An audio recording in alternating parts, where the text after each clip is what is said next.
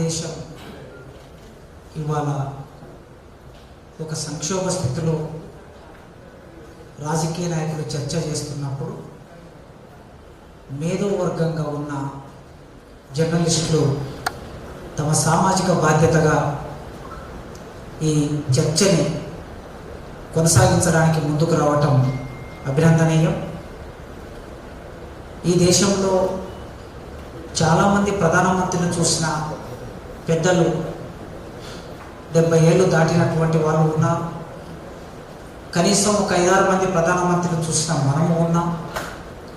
కానీ ప్రధానమంత్రి అనే ఆ పదవి, ఆ స్థానానికి, ముఖ్యమంత్రి అనే పదవి, ఆ స్థానానికి సంబంధించిన రాజ్యాంగ విలువ ఒకటి ఉంటుంది. ఆ రాజ్యాంగ విలువను కూడా దాటి, ఆ రాజ్యాంగ విలువను కూడా మరిచిపోయి పక్కన పెట్టి ఫక్తు ఒక మామూలు పౌరుడు మాట్లాడే భాషలోకి ఈ దేశ నాయకత్వం రావటమే ఈ దేశ ప్రజాస్వామ్యం సంక్షోభంలో ఉంది అనడానికి నిదర్శనం. ఇది పార్లమెంటరీ ప్రజాస్వామ్యం అంటాం మనం. అఫ్కోర్స్ ఇది బోర్జోవ పార్లమెంటు, బోర్జోవ ప్రజాస్వామ్యం అనే వాళ్ళు కూడా ఉన్నారు ఈ దేశంలో.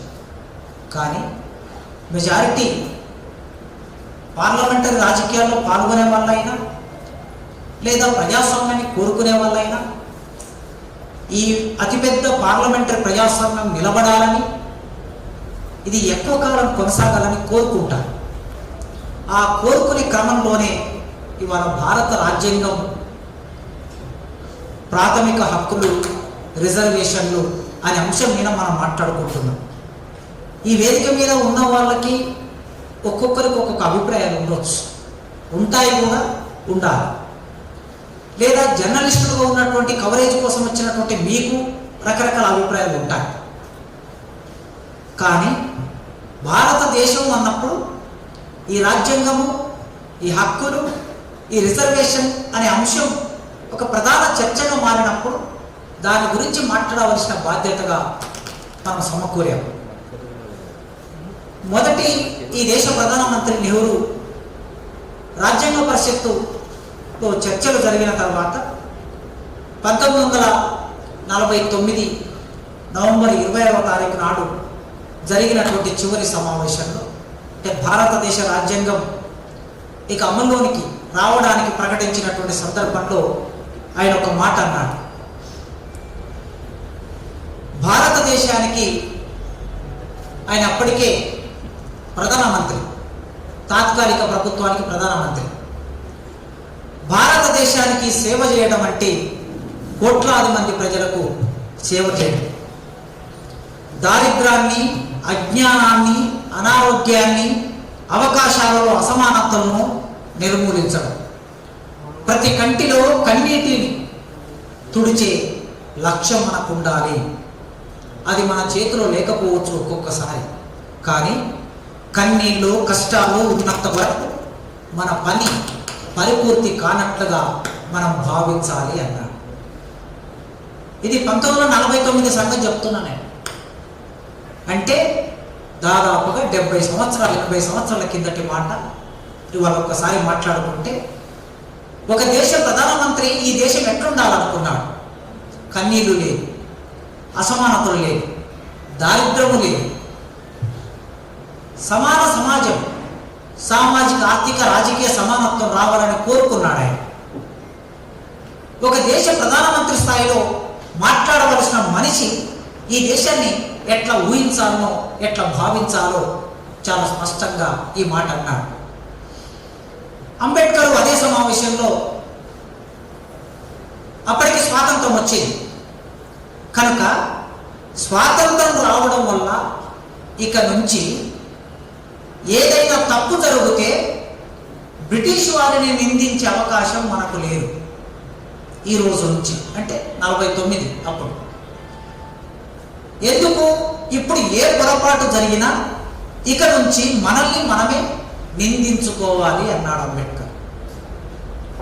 కనుక ఇప్పుడు భారతదేశంలో ఏ పొరపాటు జరిగినా ఎవరిని ఎవరు నిందించుకోవాలి? ఇది పాకిస్తాన్ మీదో పెట్టి, లేదా ఇది చైనా మీదో పెట్టి, లేదా ఇంకో దేశం మీద పెట్టి, తప్పించుకునే అవకాశం ఏమాత్రం లేదు. అందుకే అంబేద్కర్ ఆ రాజ్యాంగాన్ని వాళ్ళ చేతుల్లో పెడుతున్నప్పుడు మనం ఎప్పుడు ఒక ఫోటో చూస్తూ ఉంటాం. పటేల్, రాజేంద్ర ప్రసాద్, నెహ్రూ, ఆ ముగ్గురి చేతుల్లో అంబేద్కర్ రాజ్యాంగాన్ని ఇచ్చే ఫోటో పాపులర్ ఫోటో. అది ఆయన ఏమన్నాడంటే, ఈ పుస్తకం గొప్పతనం ఎక్కడ ఉంటుందంటే దీన్ని అమలు చేసే వారి మీద ఆధారపడి ఉంటుంది. దీన్ని అమలు చేసే వాళ్ళు గొప్పవాళ్ళు అయితే ఈ రాజ్యాంగం, ఈ సంవిధానం గొప్పదవుతుంది. దీన్ని అమలు చేసే వాళ్ళు చెడ్డవాళ్ళు అయితే ఈ సంవిధానం చెడ్డదవుతుంది. అమృత్ కాలం అంటున్నాం. 75 సంవత్సరాలు దాటి 70వ సంవత్సరంలోకి వచ్చాక ఈ అమృతోత్సవాల సందర్భంలో అంబేద్కర్ చెప్పిన ఆ మాటని గుర్తు చేసుకుంటే మరి ఇన్నాళ్ళు 75 సంవత్సరాలు దీన్ని అమలు చేసిన వాళ్ళు గొప్ప వాళ్ళ అవునా కాదా? ఒకవేళ వాళ్ళు గొప్పవాళ్ళు అయ్యి ఉంటే ఇవాళ మళ్ళీ మనం భారత రాజ్యాంగం హక్కులు రిజర్వేషన్ అనే విషయం మాట్లాడవలసిన పరిస్థితే ఉండేది కాదు. ఇవాళ మనం మాట్లాడుతున్నామంటే, సంఘర్షణ పడుతున్నామంటే, మేధోమదనం చేస్తున్నామంటే, ఖచ్చితంగా సంవాదంలోకి దిగుతున్నామంటే ఆనాడు వాళ్ళు కోరుకున్న, అంబేద్కర్ కోరుకున్నా, నెహ్రూ కోరుకున్నా, గాంధీ కోరుకున్నా ఆ పరిస్థితులు ఈ దేశంలోకి రాలేదు. ఆనాడు రామ్సే మెక్డొనాల్డ్ కమ్యూనల్ అవార్డు ప్రకటించినప్పుడు రిజర్వేషన్ కాన్సెప్ట్ భారతదేశంలోకి ఎట్లొచ్చిందని శ్రీనివాస్ గౌడ్ చెప్పాడు ఇంతకుముందు. తమకు అనుకూలం అనుకుంటే, తామనుకుంటే చాలా ఫోర్స్గా ఎవరికైనా రిజర్వేషన్ ఇవ్వగలం. రాజ్యాంగానికి వ్యతిరేకంగా కూడా, రాజ్యాంగం ఆమోదించని వాళ్ళకు కూడా రిజర్వేషన్ ఇవ్వచ్చు వాళ్ళు అనుకుంటే. సేమ్ టైం వాళ్ళు అనుకుంటే రాజ్యాంగాన్ని కూడా తీసేయవచ్చు. అందుకే 1927లో సైమన్ కమిషన్ వచ్చినప్పుడు, అంతకన్నా ముందు 1882-83 రిజర్వేషన్ అనే మాట ప్రస్తావనలోకి తీసుకొచ్చిన ఈ దేశంలో మొట్టమొదటి మనిషి మహాత్మా జ్యోతిరావు పూలే. హంటర్ కమిషన్ భారతదేశానికి వచ్చినప్పుడు హంటర్ కమిషన్తో సంభాషణలోకి వెళ్ళాడు, ఒక రిప్రజెంటేషన్ చేయడానికి వెళ్ళాడు. భారతదేశంలో మీరు పెడుతున్న ఖర్చంతా, బ్రిటిష్ ప్రభుత్వం మీరు పెడుతున్న ఖర్చంతా ఇది దేశ ప్రజలది. ఈ దేశ ప్రజలదంటే పొలాలలో పనిచేసే వాళ్ళు, కంపెనీల్లో, కార్ఖానాల్లో పనిచేసే వాళ్ళు, వివిధ చేతి వృత్తులు చేసుకునే వాళ్ళు, కూలీలు, వాళ్ళు సృష్టించే ఉత్పత్తి, వాళ్ళు కట్టే పన్నులు, ఈ డబ్బు ప్రభుత్వం దగ్గరికి వస్తుంది. ఈ ప్రభుత్వాలు తిరిగి మీరు వివిధ రంగాల్లో ఖర్చు పెడుతున్నారు, ముఖ్యంగా విద్యారంగం మీద ఖర్చు పెడుతున్నారు. కానీ విద్యారంగాలు అప్పటికే యూనివర్సిటీలు ఏర్పడి ఉన్నాయి 1855 నాటికి. విశ్వవిద్యాలయాలు కానీ, కాలేజీలో కానీ, స్కూళ్ళలో కానీ ఈ ఎస్సీలు, ఎస్టీలు, బీసీలు అంటే ఆనాటికి పదం లేదు, ఎస్సీ ఎస్టీ బీసీ అనే పదం లేదు. ఎవరైతే సప్రెస్డ్ క్లాసెస్ ఉన్నారో ఈ ప్రజలు ఎవరు కూడా విద్యారంగంలో లేరు. వాళ్ళు విద్యారంగంలోకి రానంత కాలం, వాళ్ళకి అక్షర జ్ఞానం అందించినంత కాలం ఈ దేశం బాగుపడదు. కనుక వాళ్ళకు ఒక ప్రత్యేక పరిస్థితులు, ప్రత్యేక అవకాశాలు కల్పించాలని హంటర్ కమిషన్ ముందు ఆయన మాట్లాడాడు. సరిగ్గా మళ్ళీ 1927 వచ్చే నాటికి అంబేద్కర్ సైమన్ కమిషన్తో మాట్లాడాడు. ఆనాడు మహాత్మా జ్యోతిరావు పూలే మాట్లాడిన దానికి కొనసాగింపు, ఆయన ఇచ్చిన రిప్రజెంటేషన్ కొనసాగింపు రిప్రజెంటేషన్ ఇచ్చాడు. అందరు సైమన్ గో బ్యాక్ అంటే అంబేద్కర్ ఒక్కడే వెల్కమ్ సైమన్ అన్నాడు. చాలా బాధలు పడ్డాడు. దేశద్రోహి అని బిరుదు అంబేద్కర్, బ్రిటిష్ వాళ్ళ ఏజెంట్ అని బిరుదు, అన్ని పొందాడు. అన్ని పొంది కూడా నిబ్బరంగా ఒకే ఒక్క కారణం, ఎందుకంటే సైమన్ కమిషన్, సైమన్ అనేవాడు ఈ దేశంలో ఉండే అల్పసంఖ్యాక వర్గాలు లేదా డిప్రెస్డ్ క్లాసెస్ జీవన విధానం గురించి చర్చించడానికి ఒక అంశం ఉంది ఆయన దాంట్లో. అందుకే ఆయనతో మాట్లాడాడు. అక్కడ ప్రారంభమైన ఆ ఆలోచన 1930 మొదటి రౌండ్ టేబుల్ సమావేశం, 31 రెండో రౌండ్ టేబుల్ సమావేశం, 32 కమ్యూనల్ అవార్డ్, తర్వాత పూనా ఒప్పందం. ఆధునిక సమాజాలలో, ఆధునిక కాలంలో ముఖ్యంగా భారతదేశ రాజ్యాంగానికి మూలమైన రిజర్వేషన్ అనే కాన్సెప్ట్, ఆ రాజ్యాంగంలో భాగమైన రిజర్వేషన్ కాన్సెప్ట్ అట్లా 1883 పూలే నుంచి అంబేద్కర్ వరకు వచ్చింది. అప్పుడు ఏం చర్చ జరిగింది? ఈ దేశంలో సామాజికంగా అంటరానితనానికి గురైన ప్రజలు ఉన్నారు, సామాజికంగా చదువుకు దూరమైన ప్రజలు ఉన్నారు, సామాజికంగా సమాజపు అవసరాలు తీరని ప్రజలు ఉన్నారు, ప్రభుత్వంలోకి ప్రవేశించని ప్రజలు ఉన్నారు. కనుక ఆ ప్రజలకు రిజర్వేషన్ ఇవ్వాలి అనే ఆలోచన భారత రాజ్యాంగ పరిషత్తులో పాల్గొన్న సభ్యులందరూ ఏకాభిప్రాయంతో వచ్చారు. కొందరికి భిన్నాభిప్రాయం కూడా ఉంది, కానీ మెజారిటీ ఫైనల్ అయ్యేసరికి రిజర్వేషన్ ఎవరికి ఇవ్వాలి? సామాజిక అసమానతలు ఉన్న వాళ్ళకి రిజర్వేషన్ ఇవ్వాలి. ఇది రాజ్యాంగం యొక్క మూల సూత్రం. ఈ రాజ్యాంగం మూల సూత్రం వాళ్ళ సందర్భం వచ్చినప్పుడు శ్రీనివాస్ గౌడ్ గుర్తు చేశారు. 50లో 51, 52 ప్రాంతంలో తమిళనాడులో పెరియార్ మూమెంట్ వచ్చినప్పుడు బీసీలకి రిజర్వేషన్ కావాలనే ఆలోచన వస్తే అప్పటికి రాజ్యాంగబద్ధంగా ఎస్సీ ఎస్టీలకు మాత్రమే రిజర్వేషన్, బీసీలకు రిజర్వేషన్ లేదు. ఆ ఆలోచన వచ్చినప్పుడు దాని మీద ఒక కమిషన్ వేశారు. ఆ కమిషన్ రిపోర్ట్ ఇస్తే కూడా దేశవ్యాప్తంగా దాన్ని అమలు చేయకుండా ఆయా రాష్ట్రాల్లో ఉండే జనాభా ప్రాతిపాదిక మీద బీసీలకి రిజర్వేషన్ ఇవ్వచ్చు అని రాష్ట్రాలకి వదిలేశారు. రాష్ట్రాలకి వదిలేయటం మూలంగా వాళ్ళ బీసీల పరిస్థితి ఇట్లా ఉంది. తిరిగి మళ్ళీ మండల కమిషన్ వచ్చింది, ఓ రిపోర్ట్ తెప్పించుకున్నాము. మండల కమిషన్ కూడా అమలు చేయాలి. బీబీసీకి వచ్చే వరకు మండల కమిషన్ కూడా అమలు చేయాలి. 1991 వస్తే తప్ప విద్యాలయాల్లోకి ఆ చాకలు, ఆ మంగళలు, ఆ కుమ్మరులు, ఆ గౌళ్ళు, ఆ యాదవులు, ఆ పద్మశాలీలు కేంద్రీయ విశ్వవిద్యాలయాలకి అడుగు పెట్టలేకపోయారు. 90వ దశకం వరకు 50లో రిజర్వేషన్ అమలు వస్తే 90ల వరకు విద్యాలయాల్లోకి. అందుకే మీరు ఇప్పుడు చూడండి, ప్రొఫెసర్లు ఎవరైనా శాఖలలో కనిపిస్తారా? మీకు మంగళోడు కనిపిస్తారా? కుమ్మరోడు కనిపిస్తారా? ఎవరు ఒక్కరు, 100కి 1,000కి ఒక్కరు. మొత్తం తెలంగాణ యూనివర్సిటీలు అన్నింటిని కలిపితే ఒకరిద్దరు దొరుకుతారు. ఎందుకు ఈ కులాలు రాలేకపోయారు? లేదా మనం చెప్తున్న గౌడ యాదవ కులాల నుంచి కూడా ప్రొఫెసర్లు ఎంతమంది ఉంటారు? ఉస్మాన్ యూనివర్సిటీ అంటే ఒక పెద్ద యూనివర్సిటీలో ఒక 5-6 మంది ప్రొఫెసర్లు ఉంటారు. కానీ ఒక బ్రాహ్మణ్ కమ్యూనిటీ నుంచి 83 మంది ప్రొఫెసర్లు ఉంటారు. ఒక ఉస్మాన్ యూనివర్సిటీలో 351 మంది పోయిన నెల జీతం తీసుకున్న వాళ్ళు 351 మంది రెగ్యులర్ ప్రొఫెసర్లు ఉంటే 83 మంది బ్రాహ్మణ్ ప్రొఫెసర్లు ఉన్నారు. మరి ఒక సింగిల్ కమ్యూనిటీ వాళ్ళు అంతెందుకున్నారంటే సామాజికంగా వాళ్ళు ముందుకు వచ్చారు. కనుక సామాజికంగా వీళ్ళు వెనుకబడుతున్నారు కనుక వీళ్ళు రిజర్వేషన్లు కావాలని కదా అడిగింది. మరి సామాజిక అనే అంశం ముందుకు వచ్చినప్పుడు అనేక కమిటీలు వేసి కమిషన్ వచ్చి రిపోర్ట్ ఇస్తే కూడా మీరు దాన్ని అమలు చేయలేదు. శ్రీనివాస్ గౌడ్ చెప్పినట్లు ఏ రిపోర్టు లేకుండా 10% రిజర్వేషన్ ఎట్లా తెచ్చారండి? మాటికి కోర్టు దగ్గరికి పోయినప్పుడల్లా బీసీల రిజర్వేషన్ కోర్టు దగ్గరికి పోయినప్పుడల్లా జనాభా లేదు కదా, సంఖ్య లేదు కదా. జనాభా సంఖ్య లేనప్పుడు ఎంతమంది తెలియనప్పుడు ఎంత ఇస్తారండి రిజర్వేషన్ అని ఆ జడ్జీలు కూడా సింపుల్ కొట్టేస్తారు. ఎందుకంటే ఆ జడ్జీలు ఎట్లుంటారో మన సార్ ఉన్నాడు, సార్ ఇంకా బాగా తెలుసు. వాళ్ళు కొట్టేస్తారు సింపుల్. ఇక్కడికి వచ్చేసరికి ఏమో జనాభా లెక్క లేదని కొట్టేసింది. మరి అక్కడ జనాభా లెక్క లేదనే ప్రశ్న రాలేదా 10% రిజర్వేషన్ ఇచ్చినప్పుడు? కనుక రిజర్వేషన్ అనే కాన్సెప్ట్ వచ్చిన సందర్భం వేరు, దాని మూల సూత్రం వేరు. ఆ మూల సూత్రాన్ని తీసేసిన తర్వాత ఇక దానికి జీవం లేదు. అదే భారత రాజ్యాంగంలో ప్రాథమిక హక్కులు అనేది ఒక ప్రధానమైన చాప్టర్.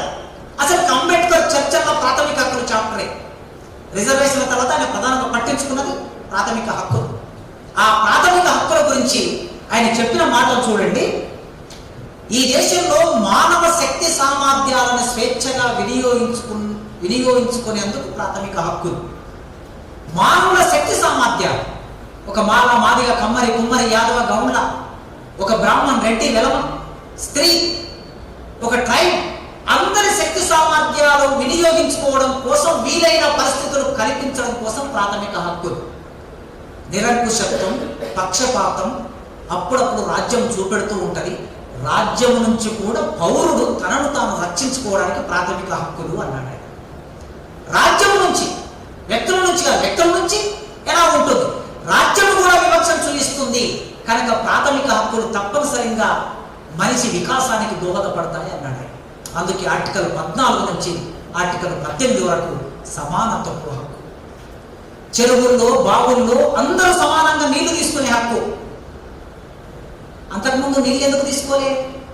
ప్రారంభ అధ్యక్ష ఉపన్యాసం చేసిన మిత్రుడు చెప్పాడు కదా, అంతకుముందు నీళ్ళు ఎందుకు తీసుకోలే? మనువాదం అనే ఒక పుస్తకం, పురుష సూక్తం అనే ఒక పుస్తకం ఈ దేశంలో కోట్లాది మంది ప్రజల్ని ఊరిలోకి రానివ్వలేదు, బావుల్లోకి రానివ్వలేదు, చెరువుల్లో నీళ్లు తీసుకొనివ్వలేదు, వాళ్ళని మనుషులుగా చూడలేదు. కనుక రాజ్యాంగం ఏం చేసింది? వాటిని రద్దు చేసింది. కుల, మత, ప్రాంత, లింగ, వర్ణ, భాష తో సంబంధం లేకుండా మనుషులందరూ సమానమైన ఆర్టికల్ 15 బహిరంగ ప్రదేశంలో ప్రతి మనిషి సంచరించవచ్చు. ఆర్టికల్ 16 అంబేద్కర్ చెప్పాడు, చాలా లెక్కలు తీశాడు అంబేద్కర్. మహారాష్ట్రలో రౌండ్ టేబుల్ సమావేశాలు మాట్లాడినప్పుడు, సైమన్ కమిషన్ మాట్లాడినప్పుడు, రాజ్యాంగ పరిషత్తులు మాట్లాడినప్పుడు ప్రొఫెసర్లు ఎంతమంది ఉన్నారు, జడ్జీలు ఎంతమంది ఉన్నారు, తహసీల్దార్లు ఎంతమంది ఉన్నారు, టీచర్లు ఎంతమంది ఉన్నారు, ఏ కులాల వాళ్ళు ఎంతమంది ఉన్నారు, ఈ మొత్తం లెక్కలు తీసి చర్చ చేశాడు ఆయన. ఒక టీచర్ ఒక కులానికి సంబంధించిన వృత్తిగా ఎందుకు మారింది అంటే మనువాదం చెప్పింది కనుక, పురుష సూక్తం చెప్పింది కనుక, వేదం చెప్పింది కనుక, ఇతిహాస పురాణాలు చెప్పాయి కనుక. ఈ రోజు నుంచి ఎవరైనా ప్రొఫెసర్ కావచ్చు, ఎవరైనా టీచర్ కావచ్చు, ఎవరైనా కలెక్టర్ కావచ్చు, ఎవరైనా ఏదైనా కావచ్చు, భారతదేశంలో ఇచ్చే అవకాశాలు అందరికీ సమానం. ఆర్టికల్ 16. ఆర్టికల్ 17 అడ్డరానితనం అమానుషం, దాన్ని పాటించడం నేరం, అదొక చట్టం, ఎవరైనా పాటిస్తే చట్టం ప్రకారం నేరం అవుతుంది అని చెప్పి అట్లా ఒక్కొక్క ఆర్టికల్. స్వాతంత్రం, సభ, ఇవాళ సభ పెట్టుకున్నాం మనం ఇక్కడ. వాక్ సభ స్వాతంత్రాలను ప్రసాదించే ఒక హక్కు ఆర్టికల్ 19 నుంచి ఆర్టికల్ 22 వరకు మనం అందరం స్వేచ్ఛగా సంచరించవచ్చు, స్వేచ్ఛగా మాట్లాడవచ్చు, స్వేచ్ఛగా రాయొచ్చు. ఆ బ్రిటిష్ ప్రభుత్వం దాన్ని అంగీకరించలేదు. బ్రిటిష్ ప్రభుత్వం పోయింది కనుక, కొత్త దేశం వచ్చింది కనుక, ఈ దేశంలో ఈ రాజ్యాంగం ప్రజలందరికీ ఇది హామీ పడాలి. కానీ వాళ్ళ ఈ దేశంలో ఎంతమంది జర్నలిస్టులు జైల్లో ఉన్నారు, ఎంతమంది ప్రొఫెసర్లు జైల్లో ఉన్నారు, ఎంతమంది బుద్ధిజీవులు జైల్లో ఉన్నారు. చిట్ట చివరికి ఇది ఎక్కడికి వచ్చిందంటే ఎన్ఐఏ, అది మా వరకు మాత్రం వస్తుంది అనుకున్నాం. కానీ వాళ్ళ ఎన్ఐఏ కేజ్రీవాల్ దగ్గర కూడా వెళ్ళింది. కేజ్రీవాల్ దగ్గరికి వెళ్ళింది. మావోయిస్టు ముద్ర వేస్తే చాలు ఎన్ఐఏ వచ్చేస్తుంది ఎవరింటికైనా అనుకున్నాం. కానీ ముఖ్యమంత్రి దగ్గరికి వెళ్ళింది, వెళ్తుంది. అంటే వాక్ సభ స్వాతంత్రాలనే ఆ హక్కు, ఒక మనిషి స్వేచ్ఛగా సంచరించవచ్చు. అంటే జైలు అరెస్టు చేయబడిన వ్యక్తి జైలు నుంచి బయటికి రావచ్చు. మీకు గుర్తుండి ఉంటుంది, 2018 అనుకుంటా ఎస్సీ ఎస్టీ అట్రాసిటీ యాక్ట్లో సెక్షన్ 18ని సుప్రీంకోర్టు జోక్యం చేసుకొని డిస్టర్బ్ చేసింది. సెక్షన్ 18 ఇంకా సార్ వివరంగా చెప్తారు ఆ విషయాన్ని. ఆ సెక్షన్ 18 ప్రకారం కొన్ని ఆ ఎస్సీ ఎస్టీలకు రక్షణలు ఉన్నాయి. ఆ రక్షణ తీసేసింది. ఎందుకు తీసేసిందంటే బాంబేలో ఒక కాలేజీ ప్రిన్సిపాల్ సుప్రీంకోర్టుకి వెళ్ళాడు. ఎస్సీ ఎస్టీ కేసు పెడితే ఆయన మీద సుప్రీంకోర్టుకి వెళ్ళి బెయిల్ పొందే హక్కు నాకుంది, ఆ బెయిల్ పొందే హక్కును ఆర్టికల్ 18 నిరాకరిస్తుంది కనుక ఆర్టికల్ 18ని కొట్టేయాలని పిటిషన్ వేస్తే కోర్టు దాన్ని సవరించింది. మరి ఇక్కడ పౌరులు స్వేచ్ఛగా సంచరించే హక్కు అది ప్రసాదిస్తుంది కనుక, భారతదేశ రాజ్యాంగం హక్కులు ప్రసాదిస్తుంది కనుక, ఇది సమస్య ఉంది కనుక దీన్ని డిస్టర్బ్ చేశారు.